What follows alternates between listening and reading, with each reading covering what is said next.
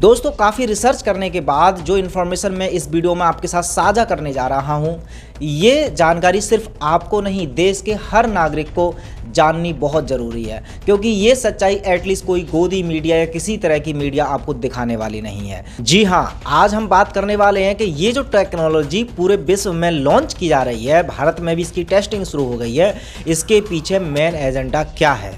आखिरकार इस टेक्नोलॉजी से किस तरह से पूरा विश्व हो जाएगा कैशलेस, और आखिरकार देश की सरकार क्यों देगी इन षड्यंत्रकारियों का साथ। सभी सवालों का मिलेगा सटीक जवाब। बने रहिए हमारे साथ।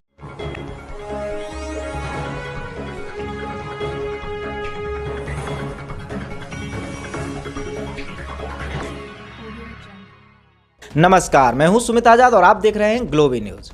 दोस्तों, आपने यदि ग्लोबी न्यूज़ का टेलीग्राम चैनल सब्सक्राइब नहीं किया है, वहाँ पर जाकर नहीं जुड़े हैं, तो इस वीडियो के डिस्क्रिप्शन में मैं उसका लिंक दे दे रहा हूँ, वहाँ पर जाकर जुड़ जाइए, क्योंकि यूट्यूब पर सेंसर्ड वीडियो मैं वहाँ पर दिखाता रहता हूँ जो आपके लिए बेहद ज़रूरी होती हैं। अब बात करते हैं पहले प्रश्न की, क्या ये जो टेक्नोलॉजी है इसके पीछे एक्चुअल में एजेंडा क्या है जो लोगों को दिख नहीं रहा है। तो इसका प्रमुख उद्देश्य है पूरे विश्व को कैशलेस बनाना, सिर्फ भारत को ही नहीं, पूरे विश्व को। सवाल अब ये है, लेकिन हो कैसे पाएगा ये कैशलेस पूरा विश्व इस टेक्नोलॉजी का आ जाने से। तो चलिए शुरुआत करते हैं हम थोड़ा सा पीछे जा कर के। भारत में जब नोटबंदी हुई थी तो आपने देखा वो एक स्टेप था, या कह सकते हैं एक डेमो था उन षड्यंत्रकारियों का, ये देखने के लिए कि देखते हैं अगर भारत में जो कैशलेस वाली हमारी प्रणाली है वो अगर हम अपनाएं तो रिएक्शन कैसे आएगा। तो उन्होंने एक छोटा सा डेमो किया और भारत में सबसे पहले नोटबंदी करवाई। अब नोटबंदी दुर्भाग्य से बहुत ज़्यादा सफल भी हो गई। किसी ने थोड़ा देर में एक्सेप्ट किया, लेकिन सब ने एक्सेप्ट कर लिया। वहीं से शुरुआत हो गई थी ऑनलाइन पेमेंट की। आपको अगर याद हो तो नोटबंदी जब हुई थी तभी जा कर के जो ऑनलाइन पेमेंट है उसका जो ट्रांजैक्शन है वो ज़्यादा तेज़ी से बढ़े। लेकिन फिर भी उन षड्यंत्रकारियों को, या जो इसके पीछे प्लानिंग कर रहे थे, उनको एक कमी महसूस हुई, क्योंकि बहुत सारी जगह भारत में भी या और भी देशों में ऐसा हुआ कि लोगों के पास टेक्नोलॉजी नहीं है, नेटवर्क ही नहीं है, तो वो पेमेंट करेंगे कैसे। बहुत सारे पेट्रोल पंप, बहुत सारी दुकान है, गांव की एरिया में लोग रहते हैं, वहाँ पर भाई उनके पास साधन ही नहीं है ऑनलाइन ट्रांजैक्शन करने का, तो उनके पास तो कैश चाहिए। तो उन्होंने सोचा कि चलिए टेक्नोलॉजी में काम किया जाए, ऐसी कोई टेक्नोलॉजी विकसित की जाए जिसकी रेंज बहुत ज़्यादा हो, 4G से भी काम नहीं चल रहा, और ज़्यादा तेज़ी लाई जाए, और विश्व का कोई कोना बचे ना जहाँ पर नेटवर्क ना है। तब शुरुआत हो गई इस टेक्नोलॉजी की। अगर इस टेक्नोलॉजी की रेंज की बात करें तो इतनी ज़्यादा हाई है कि किसी भी कोने तक, किसी भी गुफा के अंदर तक, मतलब कहीं तक भी इसकी रेंज पहुँच सकती है। तो दूसरा उनका स्टेप था कि अब लोगों को मोबाइल का यूज़ करने के लिए प्रेरित किया जाए। अब उनको डायरेक्ट तो नहीं कहना है कि भाई कैशलेस हमने पूरा भारत बनाना है तो जल्दी से ऑनलाइन ट्रांजैक्शन सीख जाइए, लेकिन एक लोगों की भावनाओं के साथ, जैसे मोदी जी का एक नारा आपको याद होगा, डिजिटल इंडिया। तो डिजिटल इंडिया के नाम पर या डिजिटल के नाम पर ना जाने कितने सारे नारे दिए, और लोगों को मजबूर कर दिया कि जिन लोगों का इंटरेस्ट नहीं था वो भी अब टेक्नोलॉजी से जुड़ते जा रहे हैं, मोबाइल को यूज़ करना सीख गए हैं। हर एक बच्चे के पास आपके पास मोबाइल मिलेगा, वो भी इंटरनेट से युक्त। पहले के लोगों के हालांकि कॉल वाले रहते थे, लेकिन अब हर किसी के लगभग सबके पास ऐसे फ़ोन मिलेंगे जहाँ पर टेक्नोलॉजी है, इंटरनेट है। तो लोगों को अब इसके प्रति जागरूक भी कर दिया, प्रेरित भी कर दिया। अब होगा क्या कि जैसे जैसे टेक्नोलॉजी बढ़ेगी, तो अब ये वाली अगर टेक्नोलॉजी पूरी तरह से इम्प्लीमेंट हो गई, फिर आप देख लेना कुछ समय बाद फिर से नोटबंदी होगी।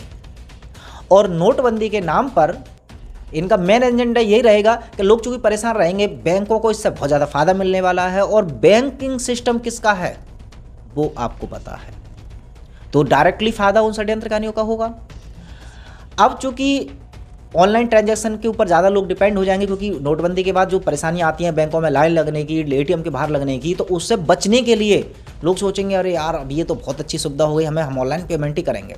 फिर धीरे धीरे लोगों की हैबिट में आ जाएगा, और फिर यदि उन्हें पूरी तरह से कैश ख़त्म करना होगा हालांकि कैश ये कोशिश करेंगे कि छोटे छोटे जो करेंसी है उसको चालू रखें, जिससे कि इनका एजेंडा एकदम से सामने ना आ जाए। तो लेकिन बड़े बड़े जितने भी नोट है वो बंद कर दिए जाएंगे, जिससे कि बड़ा ट्रांजैक्शन कोई भी किसी भी तरह से करेगा तो वो ऑनलाइन ही करेगा। लेकिन अब सवाल यह आ जाता है कि इसमें उन षड्यंत्रकारियों को तो बहुत ज़्यादा फायदा हो रहा है, सरकार क्यों देगी साथ इसमें? तो सरकार किस लिए साथ देगी? क्योंकि सरकारों को भी दिया गया है कुछ लालच। जैसे कि ऑनलाइन अगर ट्रांजैक्शन आपके देश में होगा तो आप ट्रैक कर पाएंगे हर किसी की इनकम, हर किसी के पैसे कितने कहाँ कैसे जा रहे हैं। तो आजकल जो टैक्स चोरी हो रही थी, जो अपने पास लोग कैश रख लेते हैं, अब ऑनलाइन ट्रांजैक्शन होगी तो सरकार से उनका कैश छुपा भी नहीं रहेगा, उनकी जो संपत्ति एसेट्स हैं सब पता चल जाएंगी और वो डायरेक्टली उन पर टैक्स कटता रहेगा। सरकार की टेंशन दूर, तो सरकार को बड़ा फायदा हो गया। तो आइए अब जानते हैं एक अहम सवाल का जवाब, क्या इस टेक्नोलॉजी का जीवों पर, मनुष्य हो चाहे जानवर हो, उन पर भी कोई गलत इफेक्ट पड़ेगा? कहीं ये टेक्नोलॉजी लोगों की जानें लेने के लिए तो लॉन्च नहीं की जा रही है? तो इसका जवाब अगर हम ढूंढने निकलेंगे तो पहला तो आप ये खुद चेक कर लीजिए इंटरनेट पर कहीं पर भी कि जो ये वाली टेक्नोलॉजी है इसकी जो रेडिएशन है, उसका जो EMF है वो इतना ज़्यादा हैवी है जो अब तक ना तो 2G में था, ना 3G में था, ना 4G में था। तो अब ऐसे में इतनी ज़्यादा हाई स्पीड या हाई किस्म का इनका रेडिएशन मनुष्य के जीवन पर या मनुष्य के जो कह सकते हैं शरीर पर नेगेटिव इफेक्ट डालेगा, ये सिर्फ मैं नहीं कह रहा हूँ। इन्वेस्टिगेशन हालांकि इस पर चल रही हैं, तो बहुत सारी रिपोर्ट और भी ऑफिशियल आएंगी, लेकिन आप जब गूगल सर्च करने निकलेंगे तो बहुत सारे वैज्ञानिकों ने, ऑथेंटिक वैज्ञानिकों ने, ऑथेंटिक डॉक्टरों ने इसके साइड इफ़ेक्ट बाकायदा बताए हैं। हालांकि ज़्यादातर लोगों का यही कहना है, क्योंकि उनका एजेंडा यही है कि इसको किसी भी तरह से इम्प्लीमेंट करना ही है और होगा भी। यदि आप इसका कितना भी विरोध कर लें, हम कर लें, आप कर लें, ये टेक्नोलॉजी इम्प्लीमेंट तो होके ही रहेगी। ये बहुत बड़ा दुर्भाग्य है, ना कि सिर्फ भारत का, पूरे विश्व का।